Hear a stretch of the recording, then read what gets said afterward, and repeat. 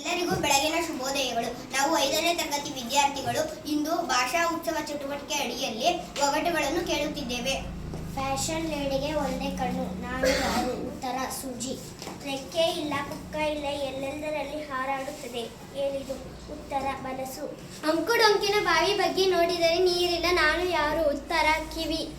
ಊದುಂಟು ಜನ ಇಲ್ಲ, ನದಿಯುಂಟು ನೀರಿಲ್ಲ, ನಾನು ಯಾರು? ಉತ್ತರ ಭೂಪಟ. ಅಂಗಣ್ಣ ಮಂಗಣ್ಣ ಅಂಗಿ ಬಿಚ್ಚಿಕೊಂಡು ನುಂಗಣ್ಣ, ಉತ್ತರ ಬಾಳೆಹಣ್ಣು.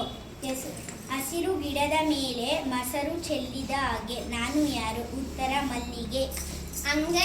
ಅಂಗೈಗಾಕಿದರೆ ಮುಂಗೈ ನುಂಗುತ್ತದೆ, ನಾನು ಯಾರು? ಉತ್ತರ ಬಳೆ. ಸಾಗರ ಪುತ್ರ ಸಾರಿನ ಮಿತ್ರ, ನಾನು ಯಾರು? ಉತ್ತರ ಉಪ್ಪು.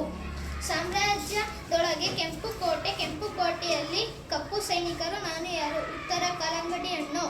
ಗೂಡಿನಲ್ಲಿ ಪಕ್ಷಿ ನಾಡೆಲ್ಲ ನೋಡುತ್ತದೆ, ನಾನು ಯಾರು? ಉತ್ತರ ಕಣ್ಣು.